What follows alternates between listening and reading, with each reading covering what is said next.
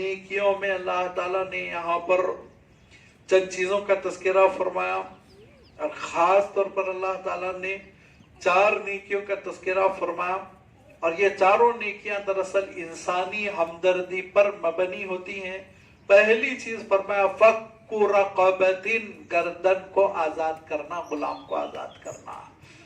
جب اللہ کے رسول صلی اللہ علیہ وسلم کی بعثت ہوئی تو پوری دنیا میں غلامی کا رواج تھا، پوری دنیا میں۔ اور غلامی کا رواج کیوں تھا؟ جنگیں ہوتی تھی، جنگ میں جو شکست کھا جاتے وہ سپاہی غلام بنا لیے جاتے تھے۔ جیلوں کا تصور نہیں تھا، اور اچھا ہی تھا۔ جیلوں میں آج ظالم دنیا جو کرتی ہے، قیدیوں کے ساتھ جو سلوک کرتی ہے، وہ آپ کے سامنے ہے کہ بے قصور افغانیوں کو لے جا کر ان امریکیوں نے کیسی دہشت گردی کی ان کے ساتھ۔ آج وہ سب ماشاءاللہ الحمدللہ متوع بنے ہوئے ہیں، ممبر آف پارلیمنٹ بنے ہوئے ہیں۔ تو یہ جو مہذب دنیا، جو جھوٹی دنیا ہے، تہذیب کے آڑ میں جو ظلم کرتی ہے، وہ پچھلے زمانے میں نہیں، غیر مہذب دنیا میں نہیں۔ غیر مہذب دنیا میں تو بیچارے قیدی کو گھر لا لیتے، اپنے ساتھ کھانا کھلاتے، کام پہ لگا دیتے، شرافت کے ساتھ زندگی بسر کرتے۔ اور جاہلیت کے لوگ شریف تھے اس متمدن دنیا کے مہذب لوگوں کے مقابلے میں۔ لہذا آپ صلی اللہ علیہ وسلم کے زمانے میں غلاموں کا، باندیوں کا بہت رواج تھا۔ تقریباً ہر متمول گھرانے میں 2-3 غلام ہوا کرتے تھے، بازار سے خرید کے لاتے۔ اب ان کے بچے بھی ہوتے تو غلام مانے جاتے تھے۔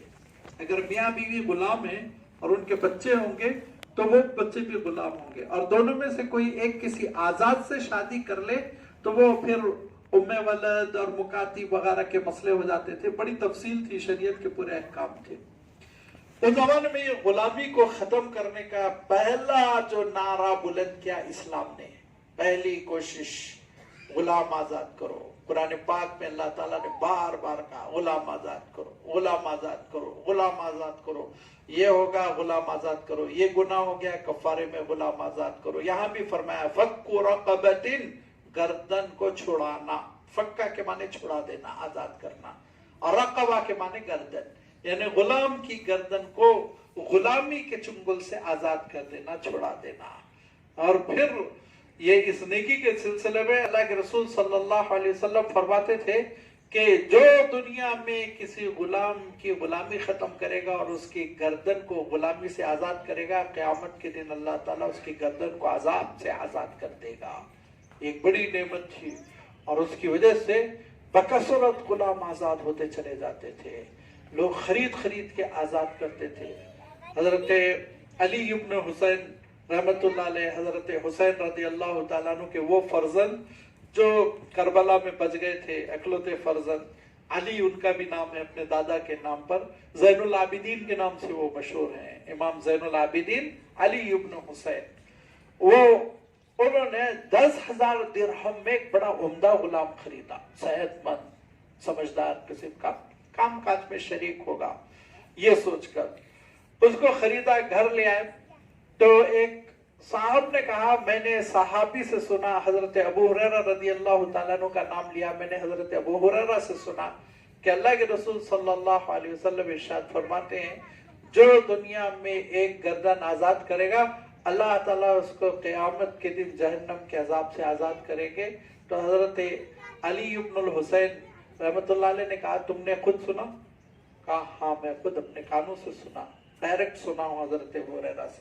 اور نے کہا جا غلام تو آزاد ہے، چلے جا گھر، آج میں تجھ کو آزاد کر رہا ہوں۔ یہ نہیں سوچا اتنی بڑی اماؤنٹ دے کر میں لایا ہوں، بس اللہ کے رسول صلی اللہ علیہ وسلم کر دیا۔ یہ اللہ کے رسول صلی اللہ علیہ وسلم فرماتے تھے کہ جب تم نے اس کو آزاد کیا نا تو اس کا ہاتھ آزاد ہوا تو تمہارے ہاتھ کو عذاب سے حفاظت، اس کا پیر آزاد ہوا تو تمہارے پیروں کو عذاب سے حفاظت، پورے اعضاء کا تذکرہ فرماتے تھے اللہ کے رسول صلی اللہ علیہ وسلم۔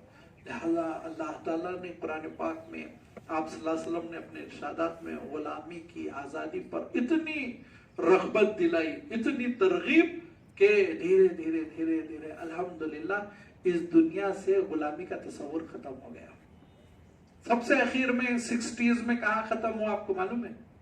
امریکہ میں، جو سب سے مہذب سمجھے جاتے ہیں، اپنے آپ کو ہیومن رائٹس کے علمبردار سمجھتے ہیں، बड़ी मुश्किल से 64 में उन्होंने गुलामी के निजाम को खत्म किया। क्यों? एक ब्लैक खातून ने नॉवेल लिखी थी और उस नॉवेल में एक बांदी के मसाइल उन्होंने बयान किए थे, उस पर एक एजिटेशन हुआ, शोर हुआ, तब जाके उन्होंने फिर बिल लाए कि नहीं, गुलाम अब कोई नहीं रहेगा, सब ब्लैक्स आजाद हो गए। बड़े महजब बनते हैं, इनकी तारीख उठाकर देखिए, इनसे बड़ा वैश्य दुनिया में कोई नहीं। लिहाजा जो जा रहे हैं अमेरिका, वो इस नियत से जाएं कि उनके शागिर्द नहीं बनना, उनके मालिम बनना है, उनको सिखाना है, अल्लाह का दीन सिखाना है, उनको सिखाना है, शरीयत सिखाना है। इस दाइयाना जज्बे के साथ जाएं, गुलामी और महकुमाना ज़हनियत के साथ न जाएं कि उनसे लेना, उनके शागिर्द उनके दस्तरखान पे तुफैली बनकर जिंदगी बसर करें। उनके पास क्या है? आप देने वाला हाथ बने, लेने वाला हाथ न बने। फरमाया देखो, गुलामों को आजाद करना नंबर 1। नंबर 2, औ इतआमु फी यौमिन ज़ी मसगबा। मैंने अर्ज किया था ना कि पिछली सूरत में अल्लाह ताला ने इरशाद फरमाया कि कम ज़र्फ़ों की निशानी अगर आपके नाजुक अदबी ज़ौक़ पर गिरा न गुजरे तो मैं कहूँ कमीनों की निशानी ये है कि वो गरीबों के खाने में आड़े आते हैं। क्यों खिला रहे हो खाना, क्यों खर्च कर रहे हो, क्यों देते हो, अभी रखो फ्रिज में, 1 हफ्ता रहेगा, काम आएगा, दामाद आने वाला है, उसको यही सड़ी हुई बिरयानी गर्म करके देंगे। ये असलन कमजोरी है दिल की। ताजा ताजा खिलाओ, तुम गरीबों को अच्छा खिलाओ, जो खुद खा रहे हो वो खिलाने की कोशिश करो। लिहाजा फरमाया बुलंदियों पे चढ़ना क्या है, अजमतों को हासिल करना क्या है, और घाटियों को पार कर कर जन्नत की नेमत हासिल करने की तरकीब क्या है। और इतआमु फी यौमिन, के ऐसे दिन खाना खिलाना, ज़ी मज़गबतिन, जो फाका कशी का जमाना हो, वो जमाना जिसमें खाने की किल्लत हो, फरावानी है, बच गया है खाना, किसी को खिला दिया, अच्छी बात है, लेकिन कमाल नहीं है। कमाल तो ये है कि तंगी है, लोग भूखों मर रहे हैं, खाने की किल्लत है, उस मौके पे आप गरीबों के खाने का इंतजाम करें, परेशान हाल लोगों के खाने का इंतजाम करें। इस्लाम ने इस बात की कोशिश की कि कोई रात को भूखे पेट न सोए, कुछ ना कुछ मिल जाए, कहीं ना कहीं से मिल जाए। और ये एक अल्लाह ताला मुसलमान बहुत गए गुजरे होने के बावजूद फकीर वो हरी टोपी पहनते हैं और बुर्का पहनती है हिंदू औरतें। क्यों? उनको मालूम है देने वाला यही है, दूसरे नहीं देंगे। उनको मालूम है कि देने वाला हाथ तो इन्हीं का है, दूसरे हमको नहीं देंगे, चाहे होंगे वो करोड़ 1.5 करोड़ की कार में, देगा नहीं 1 रुपया, देगा यही जो बाइक पे आ रहा है, चला आ रहा है नौजवान, इसी के अंदर देने का जज्बा। ये जो तरबियत हुई वो इतनी कम हो जाने के बावजूद भी अल्हम्दुलिल्लाह कुछ न कुछ बरकरार है। फरमाया और इतामुन, और देखो दूसरी चीज के खाना खिलाना फी यौमिन, ऐसे जमाने में। यौम का तर्जुमा दिन ही से नहीं करना चाहिए, जमाने से करना चाहिए। अरबी में यौम का इस्तेमाल जरा वुसाअत है उसमें।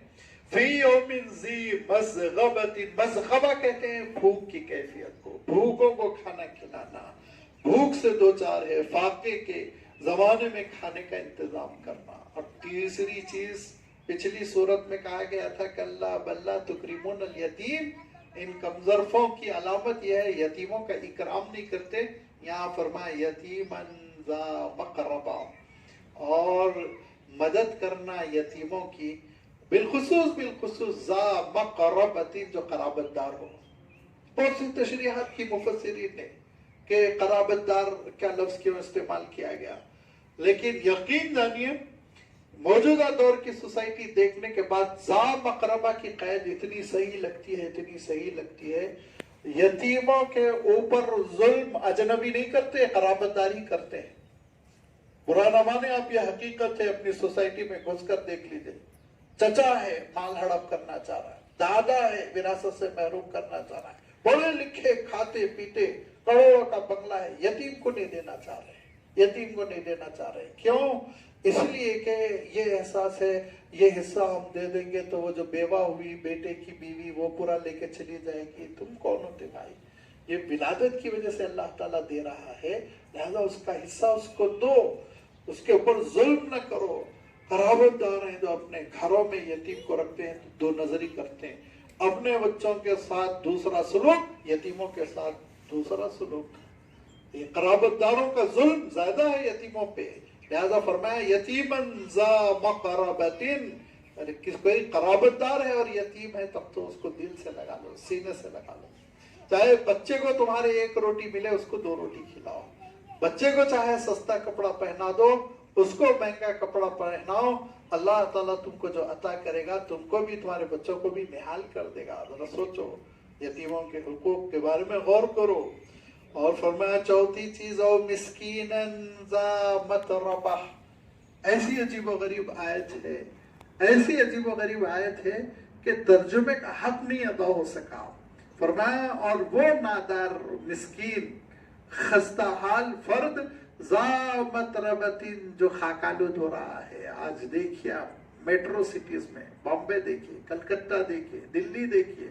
اچھا میں سمجھتا تھا یہ انڈیا کی مصیبت ہے، لیکن ایک ہمارے ساتھی نے بلکہ میرے رشتہ دار نے بتایا کہ امریکہ اتنے لوگ ہوتے ہیں ہوم لیس جن کا گھر نہیں، فٹ پاتھ پہ سوتے ہیں، اٹے اوڑھتے ہیں، اٹے اوڑھ کر سوتے ہیں وہاں کی سردی میں، اور وہاں جو ڈسٹ بین ہوتے ہیں اس میں بچے ہوئے کھانے تلاش کر کر کے کھاتے ہیں۔